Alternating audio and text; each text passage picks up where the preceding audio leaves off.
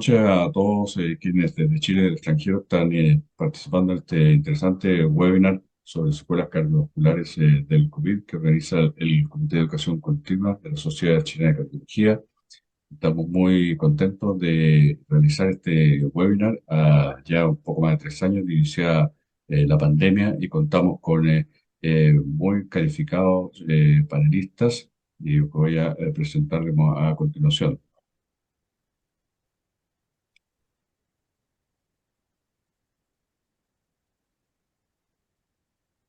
A ver si me puedes pasar, por favor, las láminas de los expositores y panelistas.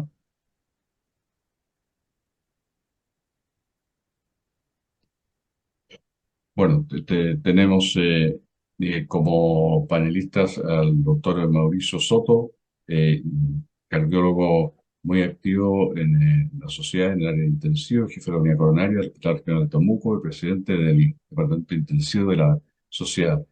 También nos acompaña el doctor Nilo Carvajal, responsable técnico del área de cuidados críticos de la clínica INDISA, distinguido cardiólogo también. Nos coordinará, digamos, este webinar como moderador, doctor Mauricio Cereceda, que seguramente muchos de ustedes ya conocen porque él se ha interesado particularmente en este tema. Él es cardiólogo, aritmólogo, experto, presidente del departamento correspondiente de la Sociedad Chilena de Cardiología y miembro del Instituto Nacional del Tórax y de la Clínica Santa María y de la Facultad de Medicina de la Universidad de Chile. Nos presentará el documento de consenso. Está la lámina, por favor. La doctora Paula Cataldo, que es nuestras jóvenes figuras de la cardiología chilena, parte del Instituto Nacional del Tórax, y que, bueno, ha hecho un esfuerzo significativo dentro de un importante compromiso que tiene para poder presentar el documento de consenso, un documento extenso, bastante complejo. Así que le dejo la palabra a la doctora Cataldo para que inicie su presentación y posteriormente el doctor Mauricio Cereceda continuará realizando la moderación. Les pido que todas sus preguntas las hagan a través de Q&A, el símbolo de Q&A, y los comentarios que tengan lo hagan a través del chat. Así que muchas gracias por vuestra presencia. Doctora Cataldo, Hola, muy buenas noches. ¿Se ve y se escucha bien? estamos bien, está bien Sí, Paula. Ya, muchas gracias. Bueno, gracias por la invitación, doctor Caravantes. Uno nunca deja de aprender, así que probablemente si no me hubiese invitado a participar en este webinar, no hubiese hecho análisis de esta guía como la realicé. Y por lo mismo les dejo la inquietud de, ¿nos olvidamos de la pandemia? Este es un consenso que salió en el 2022 de la Journal of the American College of Cardiology con respecto a las secuelas cardiovasculares en COVID, englobando la miocarditis, las secuelas del COVID como secuelas posagudas y el retorno al deporte. Y como bien sabemos, el COVID, esto es de la Johns Hopkins, tenemos ya más de 676.000 casos en el mundo, con más de 6 millones de muertos y más de 13.000 millones de vacunas administradas. ¿Y por qué nos interesa tanto este webinar y por qué nos interesa tanto el análisis? Y es porque desde que comenzamos la pandemia, sabemos de que los pacientes que tienen algún tipo de injuria miocárdica asociada al COVID tienen una mayor mortalidad. Y finalmente esto fue como el boom. Publicábamos todo, incluyéndome, sobre cómo veíamos el COVID y cómo en nuestra área estábamos sujetos a complicaciones por el COVID. Y si ustedes buscan en PubMed, pueden encontrar más de 300.000 artículos, pero lo que hizo esta guía fue englobar la evidencia con respecto a cosas que en realidad nos podemos consultar y nos pueden llegar a la consulta como cardiólogos y que tenemos que saber responder. Por lo tanto, tenemos un paciente que ya está infectado por SARS-CoV-2 y que puede evolucionar con algún tipo de miocarditis. Y acá hacemos una capita importante que va a ser interesante la discusión con respecto a las miocarditis asociadas también a la vacunación. las secuelas del COVID como secuelas posagudas de la infección y el retorno al juego. Con respecto a la miocarditis y otras afectaciones miocárdicas, sabemos, de hace mucho tiempo, de que el COVID puede generar injurias miocárdicas crónicas, que acá tenemos todos los pacientes con insuficiencia cardíaca crónica, con cardiomiopatías, pacientes que se han descrito que incluso generan hipertensión después de haber tenido la infección por COVID. Tenemos los pacientes con injuria miocárdica con y sin isquemia, y en el caso de la isquémica tenemos los pacientes que pueden cursar con infarto o el miocárdico tanto tipo 1 como tipo 2. El tipo 1 que es el que más frecuentemente vemos nosotros, que es la disrupción de placa, y el tipo 2 más asociado a otro tipo de eventos como por ejemplo las hipoxias. Y además de eso tenemos los pacientes con una injuria aguda miocárdica no isquémica, que acá tenemos el caso de los pacientes con miocarditis, o el paciente que un ejemplo séptico con embolía pulmonar que finalmente termina con algún tipo de injuria miocárdica. Ahora, ¿cuál es la definición de miocarditis? La verdad no se define de forma muy diferente a las miocarditis generadas por otras causas.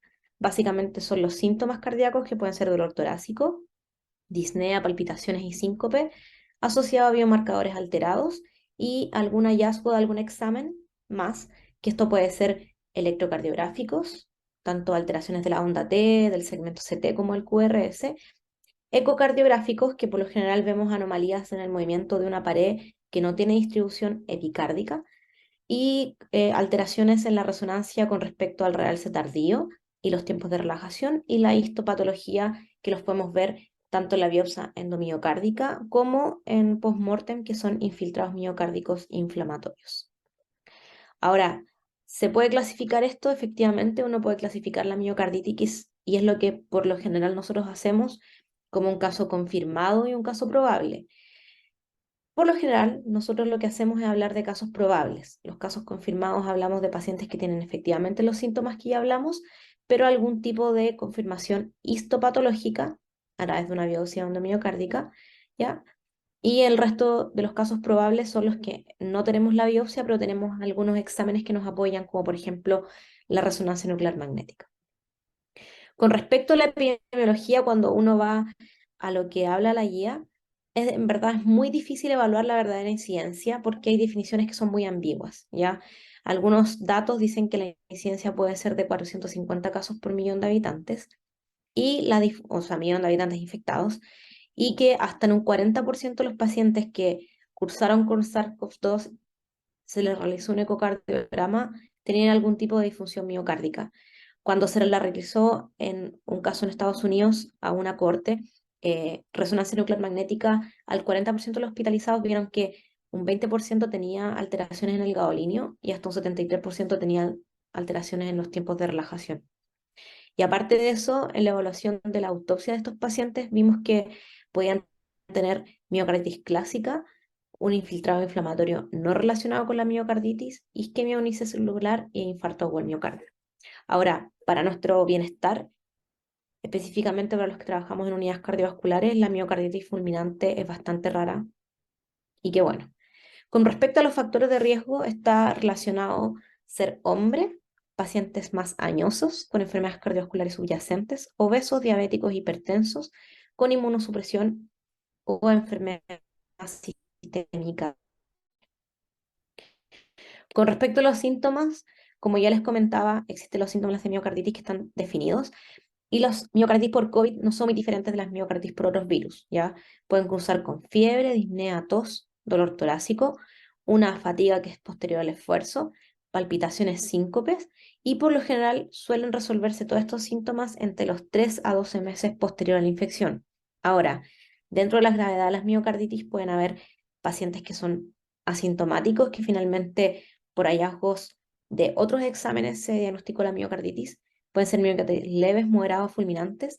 Y con respecto a las fulminantes, el shock cardiogénico puede llegar a ser hasta un 27% de los pacientes, que es un poco más de lo que está referido en otras series por miocarditis de otras causas. Con respecto a los mecanismos, lo que se ha visto es que el SARS-CoV-2, a través de la proteína Spike, se une a diferentes receptores a nivel de las células tipo 2 alveolares, que generan inflamación del parénquima, finalmente un síndrome de estrés respiratorio agudo, hipoxemia. Además de eso, genera a nivel de los vasos formación de trombos y finalmente isquemia miocárdica. Y además de eso, lo que genera también es modificación de la cascada proinflamatoria, por lo tanto, hay aumento de las citoquinas, de la interleuquina 1, hay migración de glóbulos blancos y todo esto desencadena finalmente una inflamación miocárdica. ¿Qué debemos hacer con los pacientes con SARS-CoV-2 entonces? ¿A todos debíamos buscarle una infección y una miocarditis? Pues no. Acá lo que tenemos que ver efectivamente es la sospecha clínica. Si un paciente no tiene una alta sospecha clínica, no hay que realizar ningún test. Ahora, si el paciente efectivamente hay una sospecha clínica que haya una afectación cardíaca, hay que someterlo a un electro, troponinas y ecocardiograma. Si el paciente efectivamente tiene todo normal, tendría que evaluarse si uno sigue con algún tipo más de examen, como un PET-CT o algún tipo de ecografía. Pero si el paciente tiene algún tipo de anormalidad en lo anteriormente nombrado, debiese evaluarlo un cardiólogo, evaluar si el paciente está estable o no. Si el paciente está estable, avanzar en una resonancia nuclear magnética. Y si el paciente está inestable, que es lo que siempre recomiendan, es que todo paciente con miocarditis y falla cardíaca debiese ser transferido a un lugar donde tengan algún tipo de especialistas o centros dedicados a insuficiencias cardíacas. Si el paciente efectivamente en la reso se logra ver que tiene algún tipo de miocarditis, dependiendo de la gravedad de la miocarditis, están indicados los corticoides, los antiinflamatorios, la colchicina, la terapia de insuficiencia cardíaca y en el caso de las severas, incluso la conexión a algún tipo de asistencia. Esto es un tema que es bastante relevante y que es muy discutible. Es poca la información que uno puede encontrar en general como yendo a la literatura en sí, pero la miocarditis se ha relacionado efectivamente a las vacunas. Es rara. La mayoría de los pacientes evolucionan con dolor torácico y comúnmente se va en entre el segundo y tercer día después de la segunda dosis. La mayoría de los pacientes con anomalía común en el electrocardiograma tienen elevación del segmento CT, evolucionan con biomarcadores elevados, ProNP elevado y PCR, y un muy pequeño porcentaje tiene reducción de la función sistólica menor a un 50%. Ahora, lo importante de lo que les quiero comentar es que cuando uno evalúa estos casos reportados, la mayoría fue solamente por relación, o sea, pacientes que tuvieron algún tipo de vacunación de COVID que evolucionaron con miocarditis, pero en muchos de estos casos nunca se logró ver la evidencia de que efectivamente era por SARS-CoV-2, ¿ya? Y la mayoría de los pacientes cursó con algún tipo de miocarditis no fulminante que tuvieron resolución de los síntomas completamente. Cuando uno analiza, un ejemplo, la base de datos de los pacientes vacunados en Israel, más de 5 millones de pacientes vacunados, solamente 136 casos asociados a miocarditis por vacuna, y como pueden ver, la mayoría de ellos eran pacientes jóvenes, la mayoría eran hombres y que finalmente se presentaban con el tiempo entre el segundo, tercer y cuarto día después de su vacuna, ¿ya? Ahora, ¿cuál es el mecanismo de la miocarditis asociada a la vacuna? La verdad, no se conoce bien. Hay diferentes hipótesis, generalmente relacionadas a una reacción de hipersensibilidad asociado a algún tipo de patrón genético de variantes que los pacientes tengan. Y además de eso, como ustedes pudieron ver, están más afectados los hombres. Habría algún tipo de relación a las hormonas sexuales y la respuesta inmunitaria. Ahora, la pregunta de todos, después de esto, ¿me vacuno o no me vacuno? Finalmente, los beneficios de la vacunación serían mayores que el riesgo de tener una miocarditis asociada a vacuna. Y en los casos de las miocarditis asociadas a vacuna, básicamente es lo mismo que el manejo de las miocarditis por COVID o por algún otro tipo de virus. ¿Cuáles serían las red flags?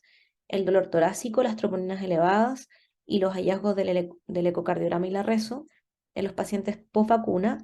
Y con respecto a qué hacemos con estos pacientes, en el caso de que tengamos un paciente que tenga antecedentes de haber cursado con una miocarditis eh, por otra causa, ¿lo vacunamos o no lo vacunamos? Los datos son bastante limitados con respecto a la seguridad de las vacunas, pero habría alguna seguridad con algún tipo de vacunas con respecto a la Pfizer. Con respecto a las secuelas posagudas de la infección por SARS-CoV-2, que acá hablan de PAX, son una constelación de problemas de salud que tienen los pacientes, que pueden ser nuevos, recurrentes o persistentes, y que experimentan estos pacientes 4 semanas o más después de la infección por SARS-CoV-2. ¿Qué sería esto? Un paciente que efectivamente está infectado, que tiene algún tipo de activación del sistema inmune, que habrían múltiples mecanismos y que en nuestro caso, con respecto a lo cardiovascular, que es lo que nos trae hoy día acá, evolucionarían con mayor taquiarritmias, palpitaciones, dolor torácico, disnea e intolerancia al ejercicio. Ahora tenemos dos tipos de secuelas asociadas al COVID, unas que son asociadas a un tipo de patología o afección cardiovascular en sí, como podría ser miocarditis, pericarditis, isquemia miocárdica, infartos, tromboembolismos o algún tipo de arritmia, versus pacientes que no tienen una afección cardiovascular puntual, sino que son síntomas cardiovasculares que no constituyen en sí una enfermedad cardiovascular, que acá son las taquiarritmias, la intolerancia al ejercicio, el malestar por esfuerzo, las palpitaciones, el dolor torácico y la disnea.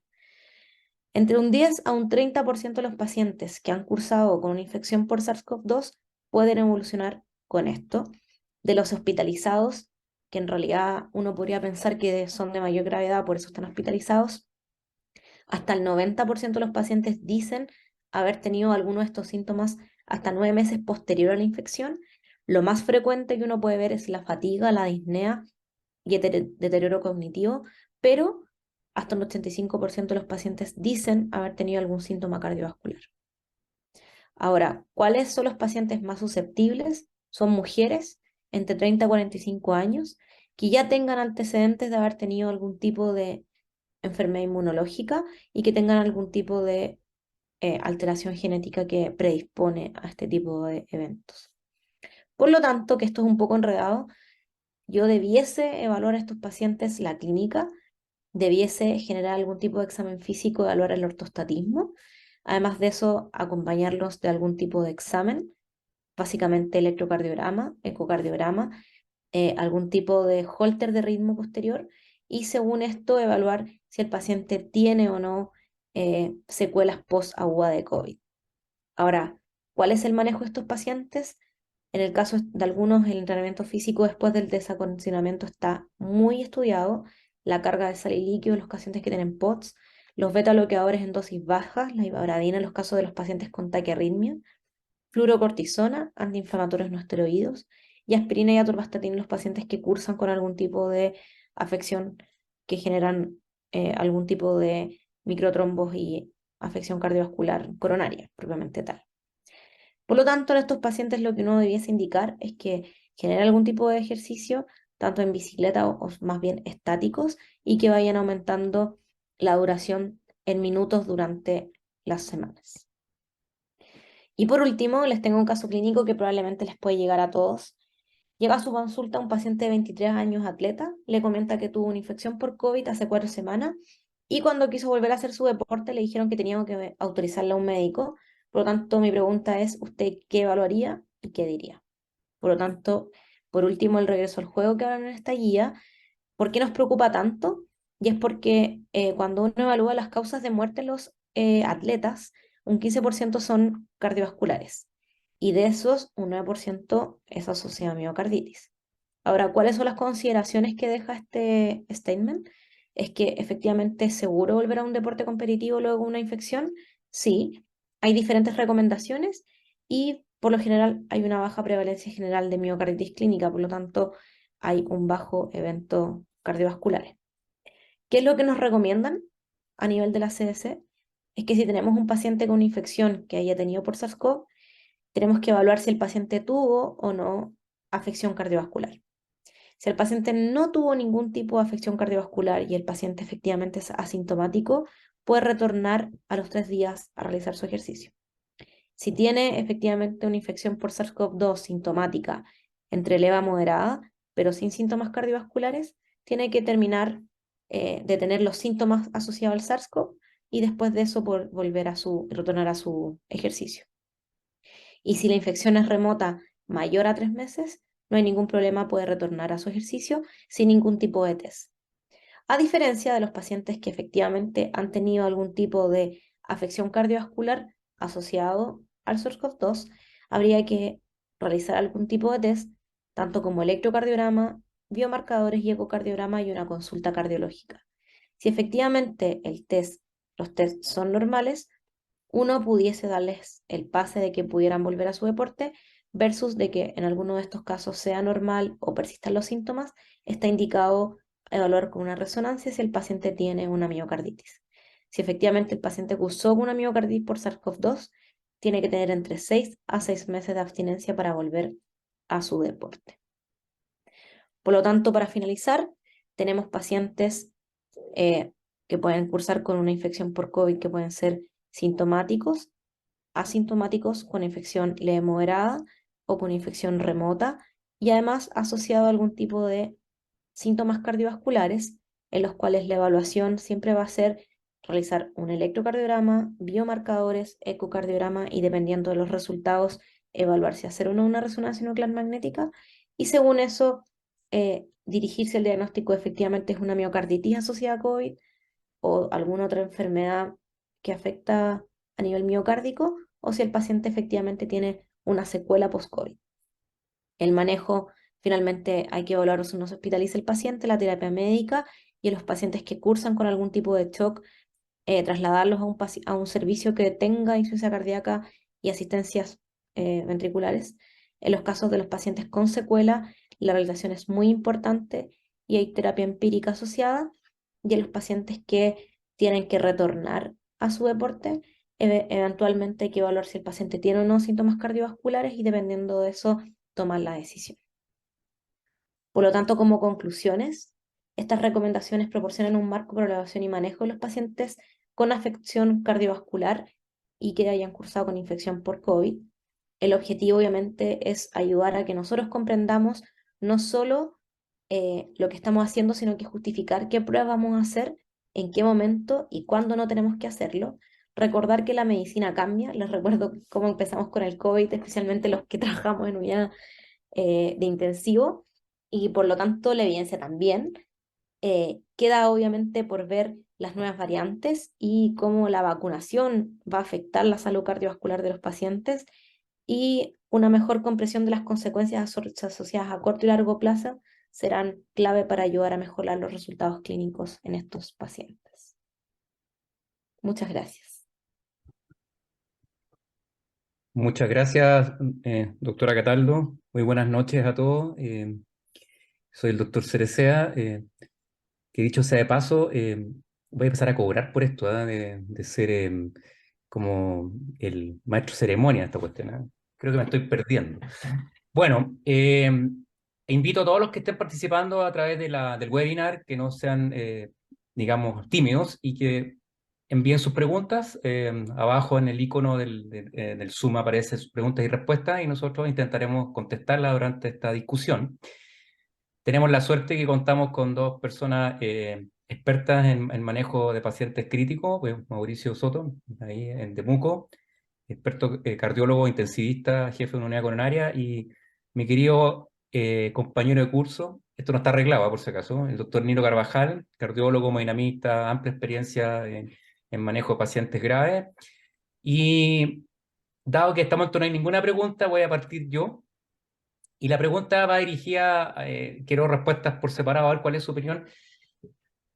Estas guías le ponen mucho énfasis en la parte, digamos, de la injuria miocárdica a las imágenes. Pero vamos al mundo real, o sea, estamos en una situación en que no tenemos las imágenes que nos recomiendan muchas veces hacer una resonancia, en fin, no tenemos el experto que nos interprete. Les pregunto, digamos, el doctor Soto, ¿qué rol le da usted a los biomarcadores? ¿Cómo los interpreta como para guiar al clínico en la estrategia diagnóstica en la ausencia de mayor recurso tecnológico? O sea, en resumen, ¿nos sirve de algo el valor total de troponina en estos casos, su comportamiento? ¿Le da algún valor a eso? ¿Cómo puede ayudarnos a la interpretación diagnóstica a un paciente que está cursando con infección grave por COVID, está viendo con progreso miocárdico? ¿Lo utiliza, no utiliza? ¿Agrega algún otro?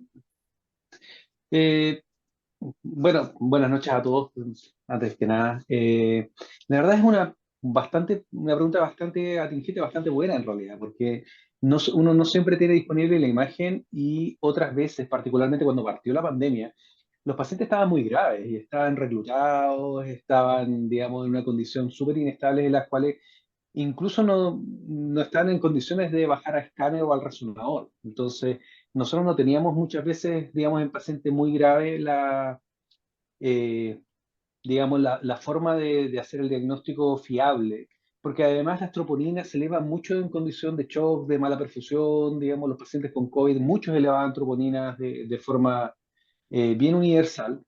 Lo que nosotros hacemos, bueno, el paciente que está en sala, obviamente, y que podía conversar, digamos, la idea era ver un poco si el paciente tenía dolor torácico, juntarlo un poco con el electrocardiograma, ver si es que las troponinas, el valor, digamos, más que el absoluto, si es que el paciente hacía una elevación progresiva de troponinas, también nos orientaba un poco a eso, y ahí nos apoyamos un poco con el eco. Y el paciente crítico siempre va a ser un reto, porque la verdad es que acá, afortunadamente, con las vacunas bajó mucho el estrés respiratorio severo, pero los pacientes habitualmente cuando nos llamaban porque el paciente estaba con tromboninas positivas, compromiso hemodinámico, en prono. Entonces, hacer una evaluación de eco en prono era muy difícil, era muy complejo y finalmente terminamos con altos tratamientos empíricos con corticoides por supuestas miocarditis que finalmente probablemente no resultaban ser, pero siempre la troponina, digamos, y el valor evolutivo de las troponinas para nosotros es de alto valor. Nilo, ¿qué puedes agregar tú al respecto en tema de biomarcadores? Si usas algún otro, o usaban ustedes algún otro, ¿te parece? Sí, eh, bueno, buenas noches, gracias por la invitación también. Placer estar acá con todos ustedes. Eh, bueno, como dice Mauricio, nosotros también, o sea, en la clínica lo que se ve, claro, en estos pacientes graves que era difícil tener una resonancia, un escáner, nos apoyábamos, sí, con las troponinas, el dímero D y el ecocardiograma, o sea, las cosas que eran como más posible hacer en la cama del enfermo, y con eso uno tendía a tratar de seguir el tratamiento. ¿Ya? Había muchos pacientes que, claro, podían hacer infarto secundario, o lo que vimos más nosotros es la enfermedad tromboembólica, ¿ah? Tanto eh, tromboembolismos pulmonares, trombosis generalizada, y eso, bueno, igual los marcadores, biomarcadores, el dímero D, las troponinas, yo creo que ayudaron harto a como dirigir un poco el tratamiento. ¿Mm? Perfecto. Yo creo Ahora, que eso, y bueno, y el eco principalmente. claro, ahora una capita para, a lo mejor en la audiencia hay gente que no es cardióloga, es que hay que recordar que la cinética de la troponina es distinta en un infarto agudo de un cuadro miocarditis, ¿ah? Y tener, muchas veces el paciente que tiene una miocarditis se queda con las troponinas, digamos, más altas por más tiempo, porque hay una destrucción miocárdica que persiste en los días, ¿ah? Eso es importante, pero como ustedes dicen, la situación de que el paciente está, digamos, ventilado, pronado, o sea, aparte de los biomarcadores y con dificultad en eco, era lo que teníamos. En el panel, o sea, perdón, en el chat preguntan, pasando un tema, nos pasamos al otro lado, ahora en el paciente que tuvo un COVID, ¿ya? Y que es un adulto mayor, ¿qué recomienda el panel de expertos con respecto a qué tipo de ejercicio podría hacer un paciente que quedó postrado, post-COVID, que tuvo, digamos, me imagino que haya tenido compromiso miocárdico o quedó en algún grado de este síndrome de long COVID syndrome, digamos? ¿Nilo? Bueno, nosotros recomendamos de todas maneras la rehabilitación cardíaca en todo paciente que ha tenido algún compromiso miocárdico. Yo creo que la rehabilitación cardíaca, la quine o distintas terapias ocupacional, depende de la gravedad del paciente. Yo creo que es muy importante el trabajo en equipo con los distintos o sea, con las distintas fonoaudiólogos, terapia ocupacional, los kinesiólogos. Yo creo que son muy importantes y depende de las condiciones del paciente. O sea, yo creo que siempre en cualquier paciente con enfermedad cardiovascular es muy importante la ejercitación, la rehabilitación temprana y ojalá a largo plazo. Eh, En general, nosotros empezamos desde temprano con estos pacientes, la rehabilitación, incluso con esta bicicleta en la misma cama del paciente. Yo creo que eso también no tiene una mayor limitante, al contrario, yo creo que es un aporte desde hospitalizado hasta su alta. ¿Mm? Doctor Soto, No, ¿qué reforzar un poco lo ejercicio? mismo, que ¿Ya? el tema acá es principalmente rehabilitación precoz. Acá en el COVID, cuando los pacientes hicieron una enfermedad muy grave, hicieron probablemente una mezcla de cosas. Probablemente hubo alguna acción propia del COVID que no tenemos dilucidada, pero además recibieron corticoides, estuvieron relajados mucho tiempo. Por lo tanto, la debilidad adquirida en UCI fue bastante severa en estos pacientes y además los pacientes salían con mucho delirio, entonces que impedía que cooperaran también en su rehabilitación. Entonces, acá en realidad siempre costó un poco más sacarlo. Las hospitalizaciones post-UCI fueron prolongadas con traqueostomía, que se tuvieron que manejar en sala. Y la rehabilitación precoz es lo único que nos ayudó, digamos, a tratar de sacar adelante a los pacientes. Ojalá los pacientes ya en su cama de UCI estar haciendo terapia. Nosotros tenemos en muchas unidades críticas, hay ergómetros, digamos, automatizados para poder hacer este tipo de terapia, incluso en ventilación mecánica. Porque ya una vez que ya el paciente desarrolló las posturas viciosas y la rigidez, es bien difícil de revertir ese tiempo perdido. Bueno, efectivamente, todos vivimos los que hicimos intensivo mucho tiempo, independiente del COVID, la famosa, ¿no es cierto?, neuropatía, el paciente crítico, la miopatía, el paciente crítico. Entonces, no solo, como dices tú, la afectación que no sabemos, a lo mejor que puede tener el mismo, digamos, la misma infección per se, sino que además todo el tratamiento que le dimos y toda la condición crítica que tuvo. Concuerdo con los panelistas en la rehabilitación precoz, pero quizá un poco como centrándonos en el paciente que probablemente ya está en la casa. Creo que, digamos, ahí siempre es bueno tratar de hacerse asesorar por un profesional, por profesionales del área de la rehabilitación, o sea, un kinesiólogo, puesto que hay ejercicios que, digamos, perfectamente se puedan hacer en el domicilio sin necesidad de mayor supervisión.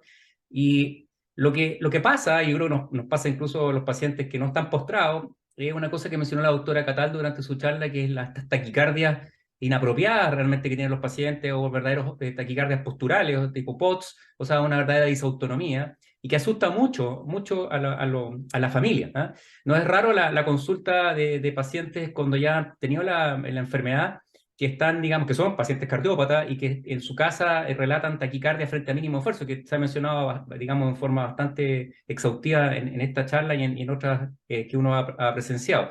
Entonces, ahí el susto es, bueno, sigo dando el ejercicio, no sigo, detengo, y yo creo que un poco también, ya un poco también apunto a la pregunta, ¿qué recomendarían ustedes en ese aspecto? O sea, un paciente que ya está en su domicilio, que tuvo el COVID, que tuvo algún grado de manifestaciones cardiovasculares, no tuvo, digamos, un infarto, no tuvo una miocarditis, pero quedó con estos famosos síntomas cardiovasculares asociados al estado post-COVID.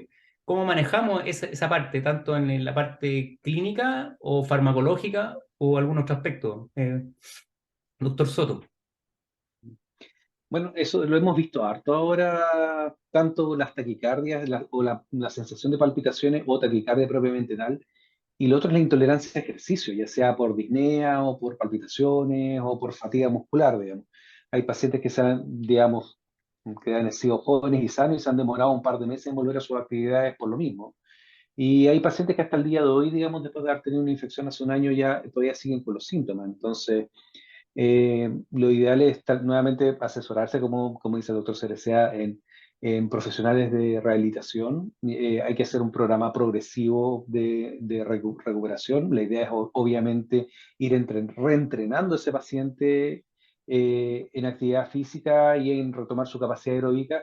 Y para los síntomas de palpitaciones en general, que es probablemente lo más molesto en ambulatorio, ahí es donde entran los betabloqueadores en dosis baja, o la gabradina también, digamos, que si bien tiene un costo bastante superior, digamos, funciona muy bien, particularmente en estos pacientes jóvenes.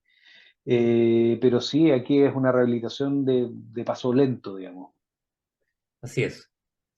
Doctora Cataldo, en su revisión, y aquí tiene una pregunta que debo confesar que yo por lo menos no la he leído en ningún paper en nada, es que alguien pregunta qué porcentaje de los pacientes COVID positivos sin síntomas cardiovasculares tienen al electro y o eco anormal.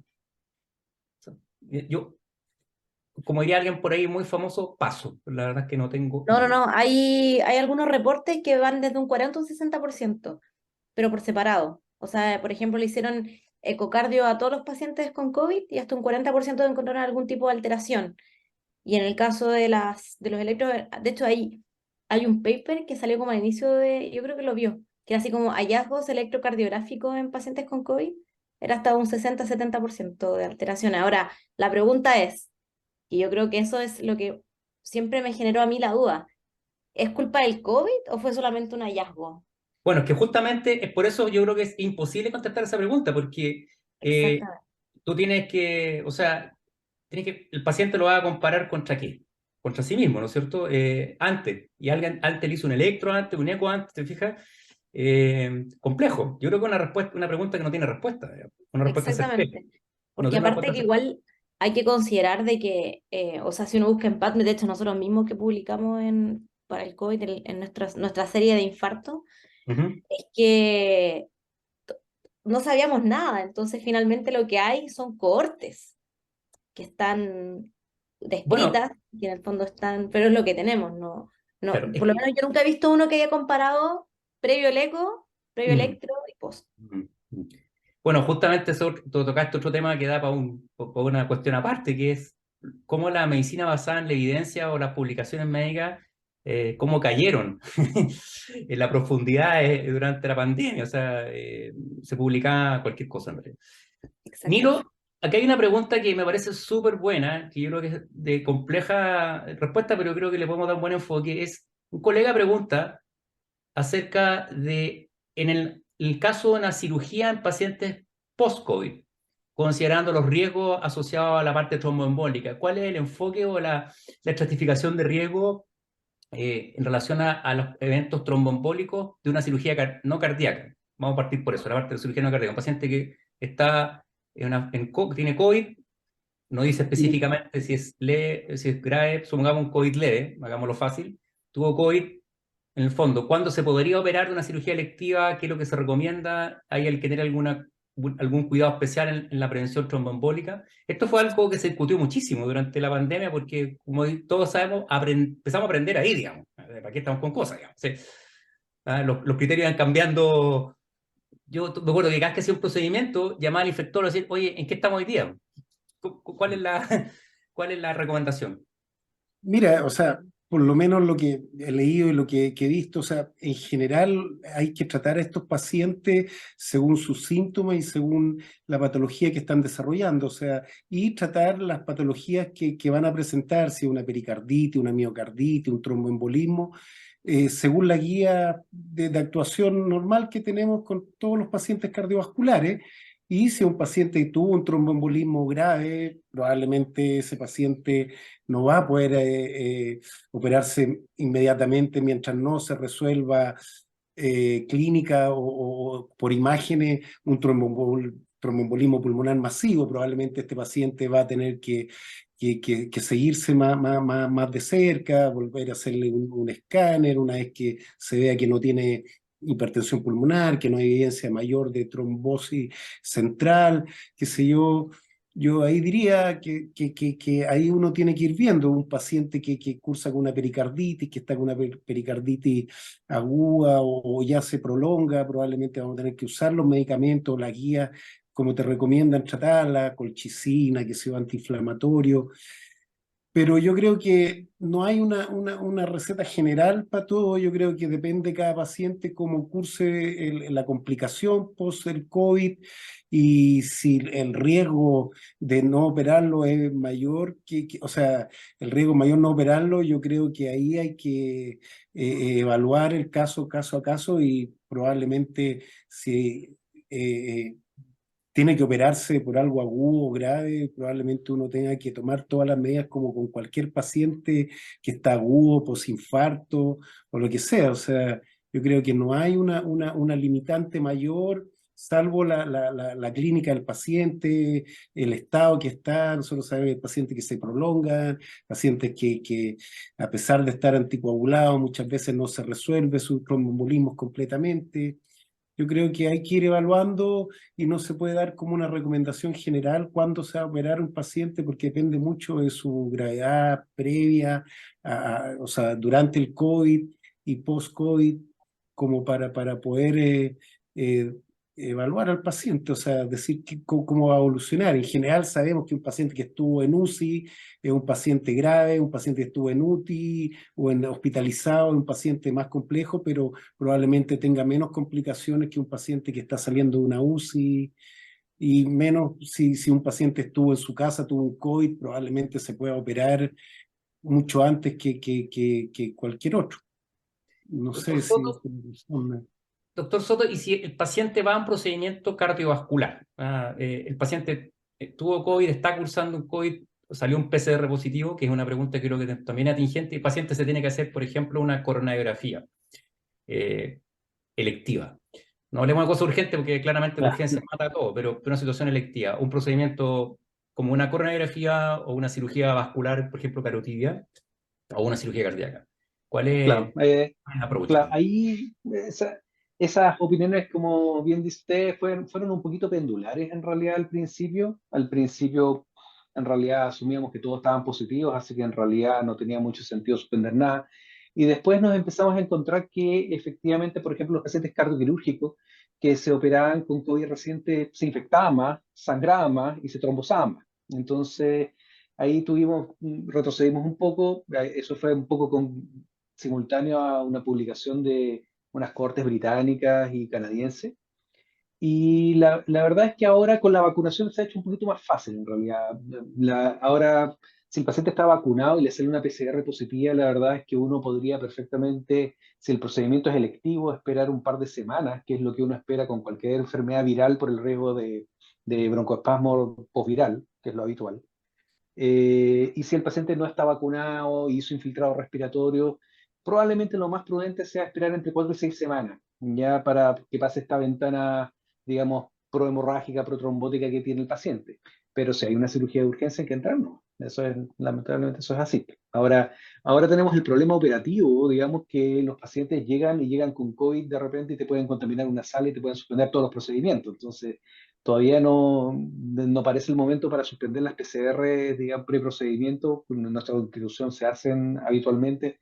Hemos tenido que suspender algunos pacientes por eso, pero no tanto por su riesgo personal, sino porque te pueden contaminar el resto de la unidad.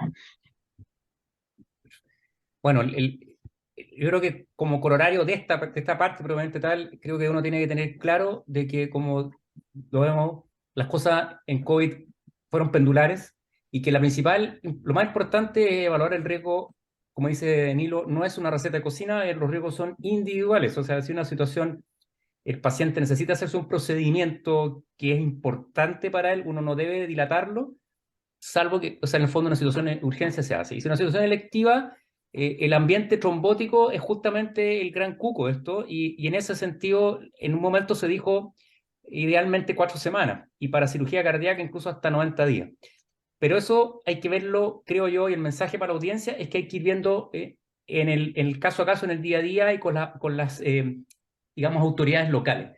Porque, como muy bien dice el doctor Soto, y esto todos lo sabemos, ha sido bastante oscilante, y no hay una cosa tan así categórica. Ahora, con respecto a la parte que algo se mencionó entre medio de arritmia o de alteración electrocardiográfica, pregunta a una persona en la audiencia la frecuencia que ustedes en Doctor Soto vieron de trastornos del ritmo, bradicardia, taquicardia y trastorno de conducción.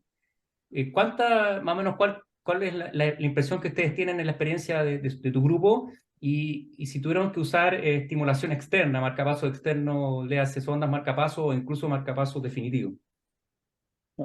No, la verdad es que trastornos de ritmo, bradicardias y bloqueos vimos bastante poco en paciente COVID. Obviamente hay que descontar un poquitito ese periodo negro en el que estábamos usando hidroxicloroquina con acitromicina. Ya ese periodo negro lo vamos a saltar, pero después de que los intensivistas se convencieron de que no era útil, la verdad es que vimos bastante poco bloqueo, pero sí las taquicardias bien persistentes, pacientes iban de 2 o 3, digamos, escáneres en busca del TEP, que a veces lo tenían, a veces no lo tenían. Eso fue un problema bastante más prevalente en nuestros centros, más que el tener que estar implantando marcapasos de urgencia o poner TPPs, digamos, en pacientes que no estaban en condiciones todavía. Afortunadamente sucedió muy poco. Nilo, en la experiencia de ustedes, ¿cómo vieron eso? Sí, yo también, igual que Mauricio, tengo la impresión que se ven más cuadros de taquicardia, taquiarritmia, más que bradicardia o bloqueo, aunque de todas maneras nosotros durante la pandemia, en general, bueno, por estadísticas se mantuvo más o menos el volumen de pacientes, tanto coronarios como pacientes arrítmicos con bloqueos que requirieron marcapasos pero si es que yo tuviera que ver en general las cosas de taquiarritmia, probablemente fibrilaciones, taquicardia o taquicardias sinusales, probablemente anómala o por el mismo COVID, yo creo que eso fue más prevalente en nuestro centro, por lo menos. Y en el fondo el tratamiento era, si era posible usar beta bloqueadores, qué sé yo, evitar bueno, la parte de volumen, qué sé yo, manejo habitual, pero no vi tanto problema de bradicardia o bloqueos AB en general. Se mantuvo, sí, el número de pacientes en general que tenemos, tanto coronarios como pacientes arrítmicos, ¿ah? No hubo un cambio mayor. Bueno, sí, tal cual, pues la literatura dice lo mismo, o sea, lo más frecuente como arritmia fueron las taquiarritmias y de eso la fibrilación auricular número 1, digamos, eso es un hecho. Pero claro, uno podría decir, paciente grave, obeso, hipertenso, diabético, o sea, ese paciente con o sin COVID también va a ser una enfermedad, digamos, así que, o una neumonía grave, ¿no es cierto? Por lo tanto, eh, bueno, se hizo un estudio de esto, hay un reporte de la Sochicar con respecto a trastornos del ritmo y electrocardiográfico, y la arritmia más frecuente fue la fibrilación auricular, eso también está reportado. Acá hay una pregunta que me parece interesante, que no sé si viene tan atingente a la charla, pero me parece que, bueno, ahí la doctora Cataldo, ¿qué nos opina? ¿Qué dice la utilidad de un posible score de calcio, dice, considerando la gran cantidad de escáneres tomados durante la pandemia en pacientes que consultan por dolor torácico? Sí, eso se intentó de hecho hacer en el tórax, pero no finiquitamos eso. Pero hay un metaanálisis que apareció el año pasado, que juntó casi 4.000 pacientes y que vio que efectivamente el score de CAR, porque en el fondo todos estos pacientes van con escáner, entonces era algo muy fácil de hacer. Pero los pacientes que tenían score de calcio alto tenían 2 veces más mortalidad de los pacientes que tenían score de calcio bajo. Pero lo que llega al estudio, o sea, el metaanálisis y el análisis es que nunca lograron ver el por qué. O sea, efectivamente, tal como empecé la charla, sabemos que los pacientes que tienen algún tipo de afectación cardiovascular tienen más riesgo. Por lo tanto, yo creo que solamente el score de calcio fue a demostrar lo mismo. Ahora, si habrá tenido alguna relación, no lo sé. Y es más enfermedad previa, probablemente eso. Claro. Pero eso se hizo, se le sacó score de calcio a los pacientes y se vio. Y voilà, o sea, igual uno esperaría de que si tenían score de calcio elevado Era hubiese más más- mortalidad. Mm, ok, o sea, se intentó Es igual. como, es como hacerle un screening masivo a la población, porque cuánto de la población se fue de angiotaquia, ahí tú aprovechas de verlo, pero cuánto Sí, es efecto de screening, ¿no? exactamente. Así De hecho, es. eso lo intentó hacer, fue idea del doctor Larrondo de la clínica alemana. De hecho, se me dio un protocolo y todo, pero la verdad nunca llegamos a nada. Pero era lógico porque todos los pacientes llegaban con escáner, entonces la información estaba ahí. Pero bueno, Exactamente. Una pregunta que hacen acá que también me parece interesante, doctor Soto, si existe alguna correlación mayor entre pacientes post-COVID-19 y edema pulmonar. La verdad es que no hemos visto mucho esa relación, ¿no? Como digo, la cosa cambió igual desde el pre-vacuna, post-vacuna, digamos. Ahora post-vacuna en realidad los pacientes volvieron a sus riesgos habituales, pero la mayoría de los casos que hicieron disfunción sistólica fueron reversibles. Entonces, Ahora, nuevamente, digamos, muchos de estos pacientes post-COVID nos dimos cuenta que eran hipertensos, que eran diabéticos. Entramos nuevamente los pacientes, casi hicimos un screening poblacional de patologías y nos dimos cuenta muchos que estaban enfermos. Entonces empezaron sus tratamientos. Entonces, no sé cómo, todas estas cosas que encontramos post-COVID, no sé qué tanto valor darle al COVID o al hecho que empezamos a atenderlo a pacientes que nunca iban a ir al médico si no hubiera pasado una pandemia como esta. Entonces, es bien difícil de saber. Nilo, ¿qué piensas tú de eso? Sí, sí, es difícil. Yo creo que ahí nos encontramos con los pacientes más graves bueno, eso evolucionan peor nomás, pero no, yo creo que eso, no hay como una cosa mayor Claro, que explicarle. claro, Claro, lo que cuando sí, uno tiene un análisis poblacional muy grande, como dice el doctor Soto, como que empieza a encontrar cosas que probablemente no las habrías pillado nunca, sino lo mismo este tema del score de calcio, por ejemplo. ¿Me claro. fijas?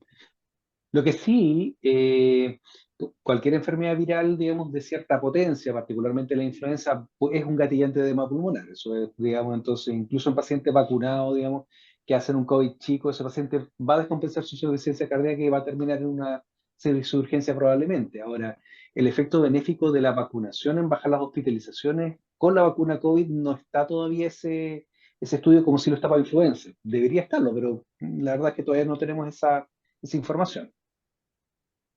Aquí hay una pregunta, aquí un caso clínico para discusión, una pregunta que me parece también muy interesante.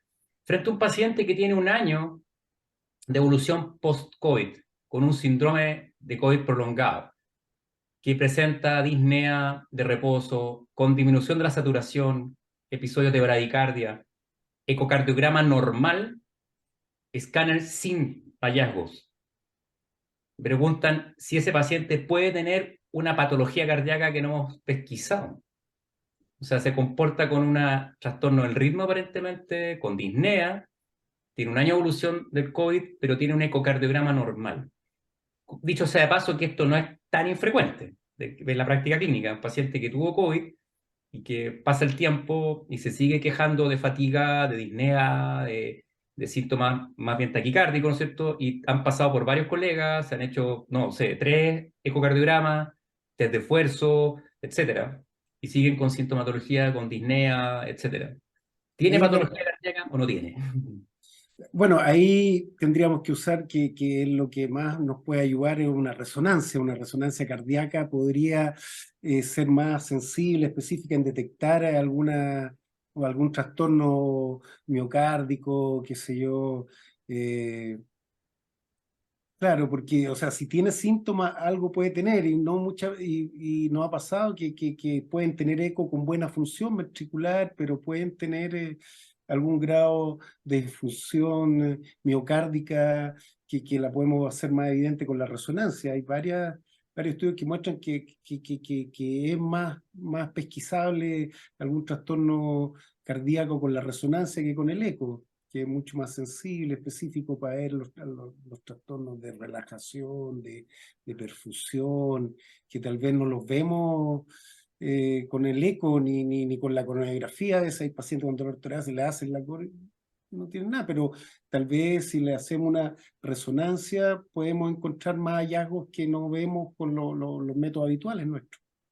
Doctor Soto, Yo estoy de acuerdo que en un paciente que tiene estos síntomas aparentemente cardiovasculares no explicados, probablemente, según lo que dice la misma guía que revisamos ahora, digamos, de consenso experto, la resonancia sería, digamos, el paso a seguir.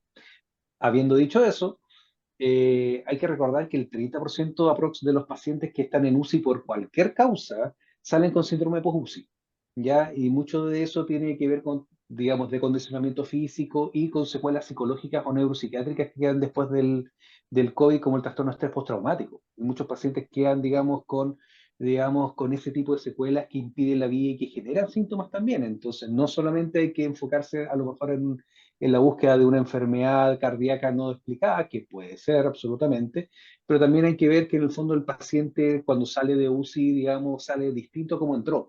Y muchas veces esas secuelas uno no las toma en consideración hasta mucho tiempo después. bueno, concuerdo mucho con eso. Por eso el manejo multidisciplinario, como se mencionó en algún momento acá, porque el estrés postraumático multifactorial, digamos, desde el encierro para adelante. Ahora, yo tengo una teoría, esto es una cosa, esto no se graba, no se imprime, yo tengo una teoría con respecto al dolor torácico meramente fisiopatológico, porque si uno piensa que se ha encontrado, digamos, virus en tejido cardíaco, en cerebro, ni que decir pulmón, en músculo, en intestino. Si una persona, y que en los pacientes que tienen, por ejemplo, en el síndrome de COVID prolongado, también se han visto alteraciones interesantes de algunos niveles de citoquina en forma crónica, y pienso que, que el COVID nos recuerda una patología que los hemodinamistas conocen mejor, que es el síndrome de Kawasaki, ¿no es cierto? Con un daño al endotelio y disfunción, digamos, endotelial y daños, digamos, a la vasculatura coronaria. Pero el COVID es una enfermedad endotelial también. Y si así como es capaz de producir un síndrome de fatiga crónica, etcétera, compromiso y infiltración de tejido, bien perfectamente puede generar una disfunción endotelial que dure por quién sabe cuánto.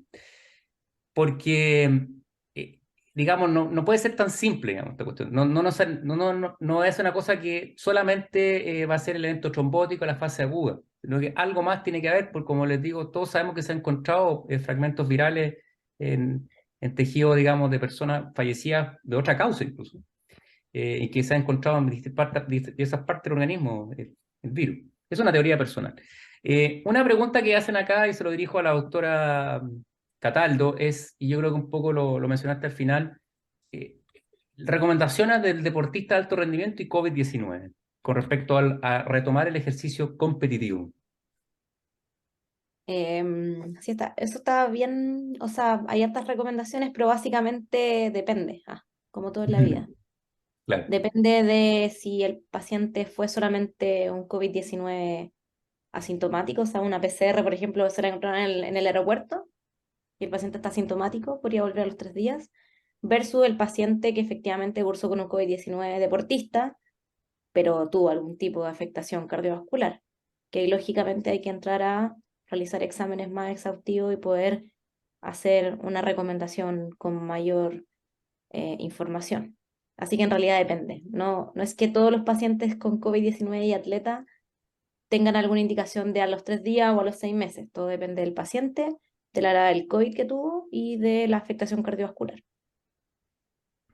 Ahora, este tema de los deportistas y el COVID en el ámbito meramente rítmico es una cosa súper interesante que, nuevamente, cuando empezamos a investigar más o menos, si uno le hace un holter a un paciente, a deportistas de alto rendimiento, vamos a poner un número, el 1%, 1 a 2% tienen extrasistorias ventriculares.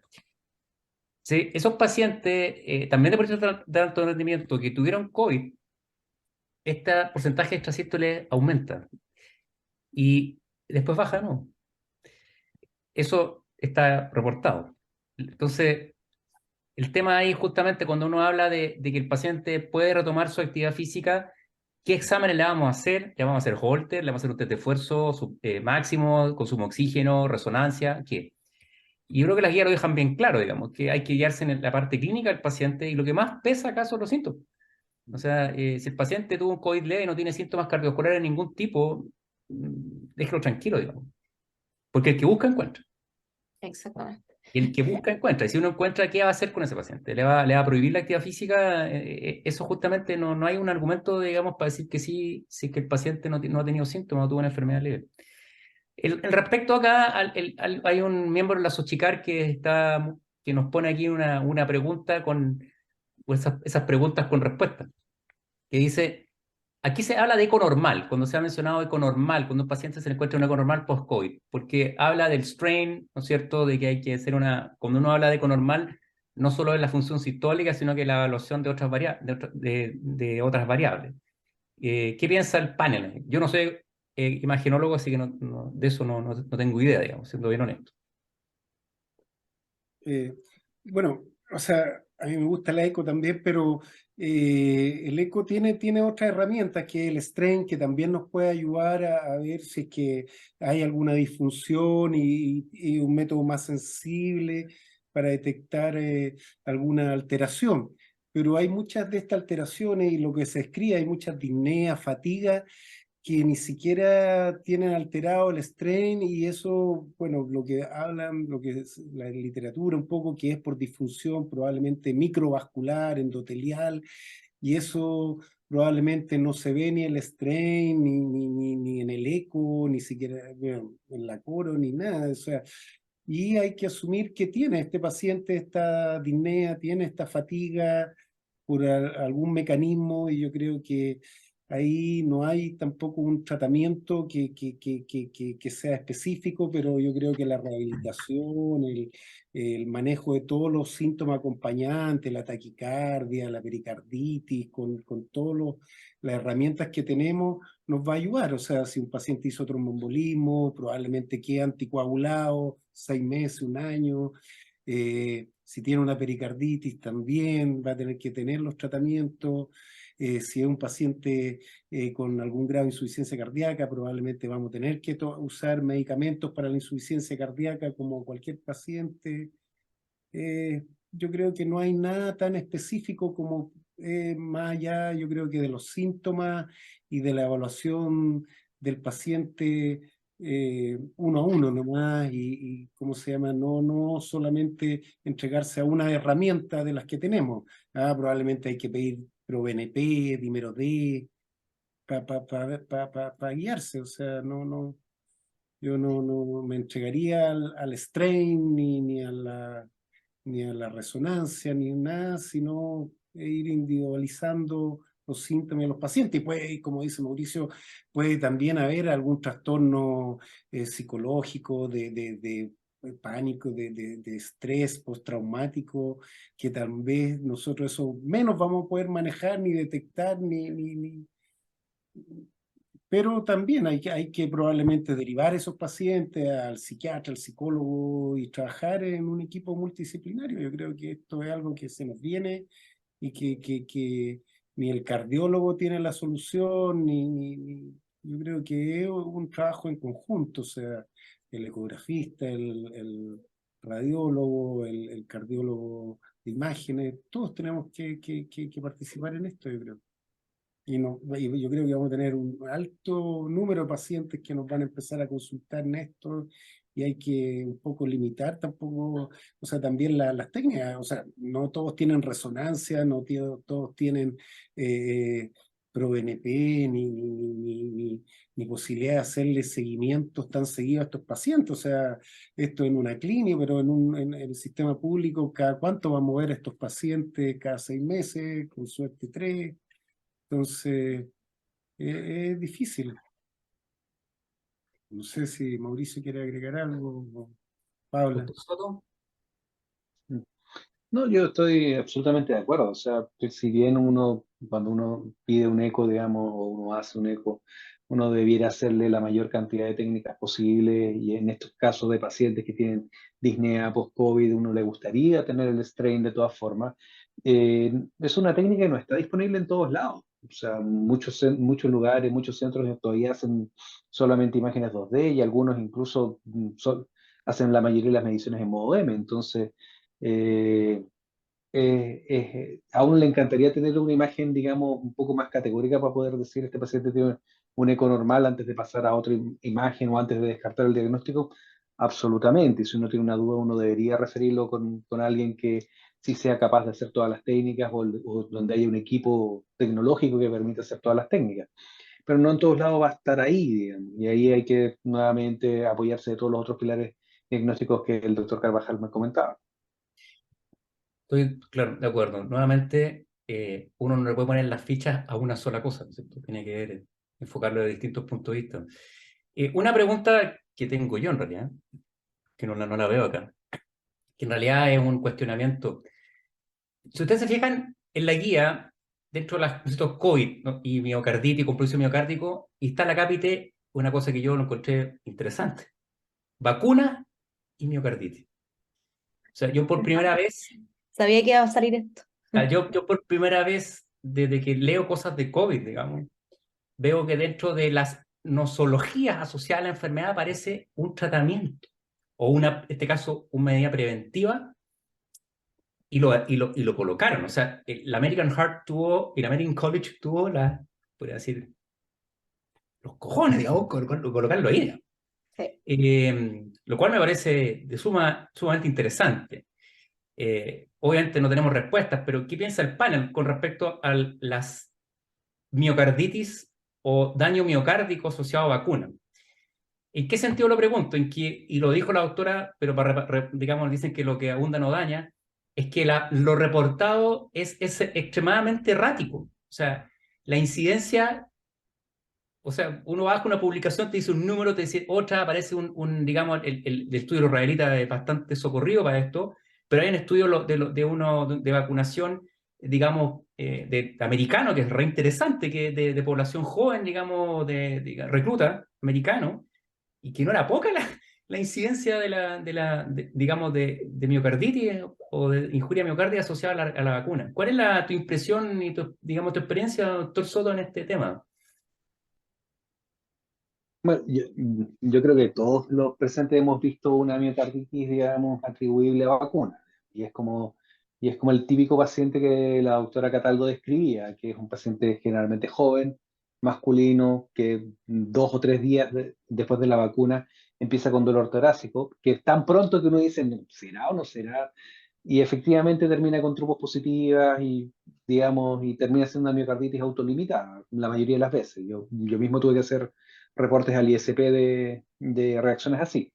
Ahora, no hace mucho salió un estudio en Hong Kong, igual de que ellos revisaron las fichas electrónicas y buscaron miocarditis, y la verdad es que ellos igual encontraron un número súper bajo. Ellos tienen una población súper grande y encontraron como 800 nomás. Y en general autolimitada, y solamente con un 1% de riesgo de paso a falla cardíaca o mortalidad. Entonces, ahora, esto es tecnología nueva. La vacuna que se usó fue tecnología nueva, y en realidad yo creo que tampoco había tanta certeza que no había no iba a haber alguno de estos efectos adversos. Ahora, comparado con el beneficio que hubo a nivel poblacional, que nos desocuparon las UCI, pudimos volver a hacer todas las cosas, yo creo que poblacionalmente obviamente valió toda la pena el riesgo. El tema es a ese paciente puntual que le toca la miocarditis, que le toca la falla cardíaca, cómo tú lo tomas, que es como las antiguos pacientes que tenían polio por la vacuna, por ejemplo. Desapareció la polio, pero más de algún paciente le daba una polio inducida por vacuna que no lo hubiera dado si no hubiera recibido la vacuna. Entonces, ¿cómo tú tienes que balancear este beneficio poblacional grande que hubo versus este daño individual que hay en estos pacientes que son más raros, y cómo los tratas, digamos? Milo, ¿qué piensa o toda la experiencia de ustedes? Estás muteado. Ahí sí. Sorry. O sea, yo tengo la misma impresión. O sea, yo creo que hay algunos pacientes que evolucionan con miocarditis o un síndrome viral post vacuna, pero es un porcentaje menor. Y en riesgo versus beneficio, yo diría que los pacientes que se vacunan, en teoría, tienen menos posibilidad de evolucionar grave, por lo tanto van a tener menos falla cardíaca a futuro. Entonces, lo que se previene con la vacuna probablemente sea más efectivo que lo que podría dañar la vacuna a grandes rasgos, diría yo. ¿Ah? Por eso yo creo que sí, yo la recomiendo, creo que es importante que la gente de riesgo, o bueno, toda la población se vacune. Y claro, al que le da una miocarditis, ahí uno puede decir, oye, se tendrá que vacunar de nuevo porque ya tuvo una miocarditis secundaria a vacuna, puede evolucionar mal, y tal vez uno ahí puede cuestionar la vacuna en ese paciente. Pero si uno tuviera que dar una recomendación a nivel poblacional que va a disminuir la evolución desfavorable y por lo tanto las complicaciones cardiovasculares post-COVID, yo creo que estoy de acuerdo que la gente se vacune. Con respecto a la revacunación o nueva dosis en paciente que tuvo una miocarditis demostrada, justamente lo que tú dices, Nilo, no hay un consenso, pero la recomendación es evitarlo. Claro, sí, sí. Evitarlo. Ahora, yo solamente, no es por ser, digamos, dejar la polémica acá porque nos estamos acercando al final, pero es interesante. Lo mencioné en una reunión previa. En Nueva Zelanda hicieron una cosa empezaron a vacunar masivamente después de haber estado aislados del mundo con mucho tiempo. Ustedes saben que Nueva Zelanda fue uno de los países que tuvo la menor incidencia de SARS-CoV-2 en la primera olas mundiales. Y la incidencia la gracia que tiene Nueva Zelanda es que es un poco como el sistema británico, en que todo el sistema de salud está como unificado, entonces el registro está registrado todo, ¿ya? Autopsia, lo que tú quieras. Entonces los tipos vieron, vamos a dar un número, supongamos una incidencia de miocarditis de 1 por 1.000.000 de habitantes, por darle un número. Incidencia SARS-CoV-2 baja. Empezaron a vacunar y la tasa de miocarditis, desde que empezaron a vacunar, aumentó 6 veces. En una población que tuvo poco con SARS-CoV-2. Esto salió a la luz pública una vez que renunció la primera ministra, ¿ya? Y bueno, son cosas que dan para pensar. Efectivamente, a nivel poblacional, si tú tienes una población con una tasa de enfermedad como hubo en Chile, que las UCI estaban saturadas, todos sabemos que pabellones quirúrgicos transformados en UCI, o sea, lo vivimos, ¿no es cierto? Vimos cómo se nos venía el tsunami. Y que efectivamente uno vio que el efecto de la vacuna, aunque fuera la primera vacuna que usamos, que es la Sinovac, ¿no es cierto?, cómo se empezaron a bajar la cantidad de pacientes graves, eso lo vimos, nadie nos tiene que inventar, digamos, no nos van a vender la pomada, eso lo vimos. La pregunta, digamos, una población así, probablemente el efecto de la vacuna es por lejos superior, ¿no es cierto?, al riesgo de la enfermedad, ¿no es cierto? Eso está claro. El beneficio del riesgo de la vacuna versus el beneficio poblacional es indudable. El problema pasa es cuando una enfermedad es poco prevalente, y ahí es donde hay una discusión. ¿Te fijas tú? Porque como tú dices, el doctor Soto, claro, esto es una vacuna en teoría más nueva en cuanto a tecnología, pero hace más de 10 años que existe en la tecnología de la vacuna, digamos, de mRNA. El problema es que no se haya dado ninguna circunstancia para probarla. Aquí va toda esta cháchara, y esto es una cosa más bien de polémica, no es que yo estoy diciendo una cosa así como la verdad, sino que en el fondo, y lo dijo un poco la doctora Cataldo, la evidencia, ¿no es cierto?, científica, y todo lo que pasó en el COVID nos da para pensar muchas cosas. Y en una de esas cosas es que todo lo que se publica, no hay que tragárselo, ¿no es cierto? Hay que analizarlo, digerirlo, y al final, como se ha mencionado, yo creo, todo este rato, lo que prima es la clínica, o sea, el enfoque clínico al paciente con los elementos que ya están probados por el tiempo. Yo creo que el doctor Soto, como buen intensivista, o tú, Nilo, claro, muchas veces vimos durante la pandemia actos desesperados, ¿no es cierto? Y empezamos a innovar, ¿no es cierto? Y le dimos, ¿cómo se llama?, un antimalárico, una enfermedad viral. ¿Te fijas? Y le empezamos a dar acitromicina a un paciente con una enfermedad viral. Entonces, perdón, pero ¿qué estamos haciendo? Entonces, claramente las cosas que han tenido una prueba del tiempo, que han pasado por la prueba del tiempo de la experiencia clínica, es fundamental en esto. Y la recomendación, yo comparto la del doctor Carvajal, de que hay que vacunarse a la población, digamos, porque fue la única manera de evitar, digamos, el colapso sanitario hacia el futuro y las complicaciones que tú mencionas. Pero el paciente que tuvo la mala pata, digamos, porque la verdad es que al final es mala suerte, de haber tenido miocarditis por COVID, bueno, o sea, perdón, por vacuna, es como para considerar, por lo menos, si me pregunta a mí un paciente, diría, no se ponga una nueva dosis de una vacuna mRNA. Ahora, si los infectólogos dicen otra cosa, bueno, el infectólogo que asuma, digamos. Pero yo, si me preguntan a mí, mojándome el potito, como dirían por ahí, a mí si me preguntan, yo un paciente que tuvo una miocarditis por vacuna, yo le recomendaría que no se colocara otra dosis. Esa es mi opinión personal.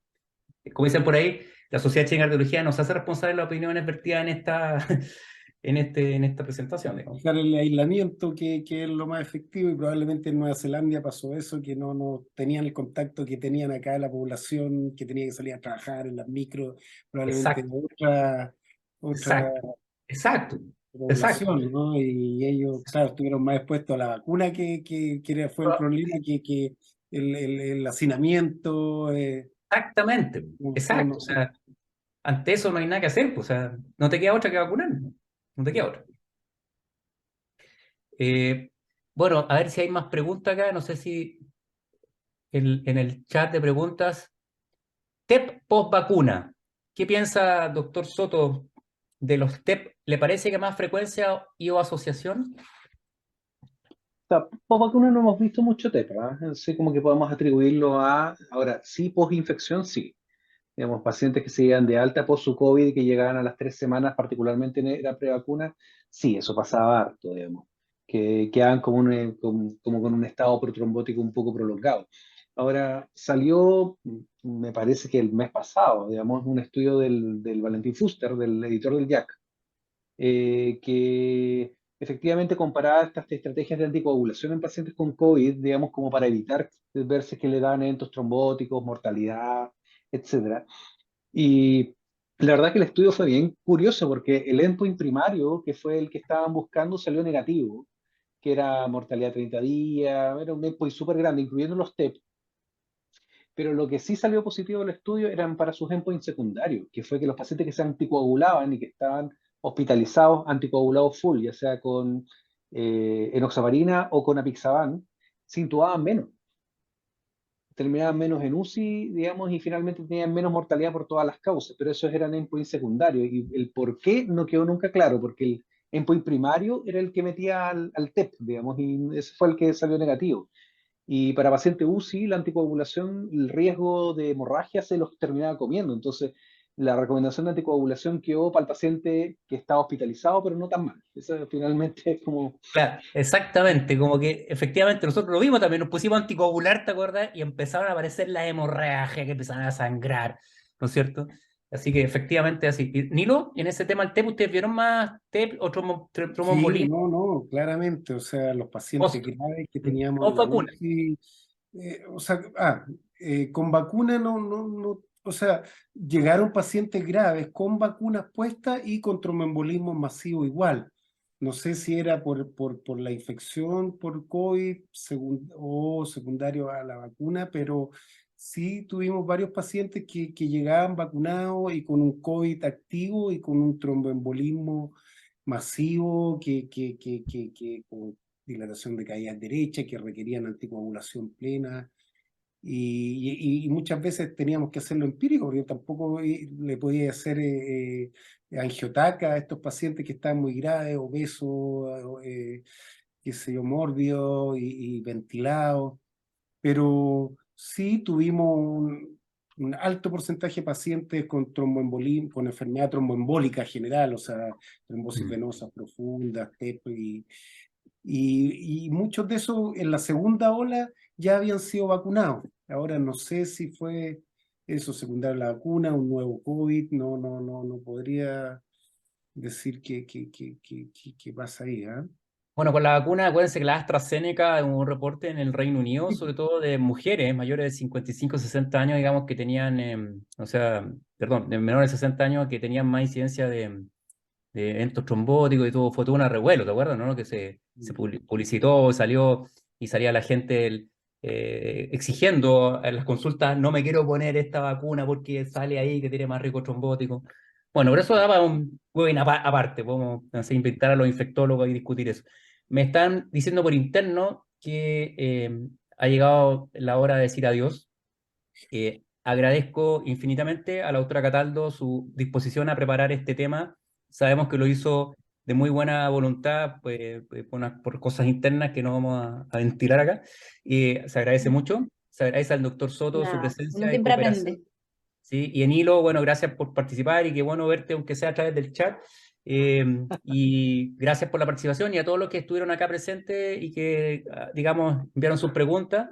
Y gracias por participar y escuchar. Y una vez más, la Sochicar agradece la participación en nuestro webinar y estén atentos a la página, puesto que van a seguir apareciendo más invitaciones a nuevas y novedosas charlas y discusión para que todos sigamos aprendiendo. Muy buenas noches a todos, que tengan una buena...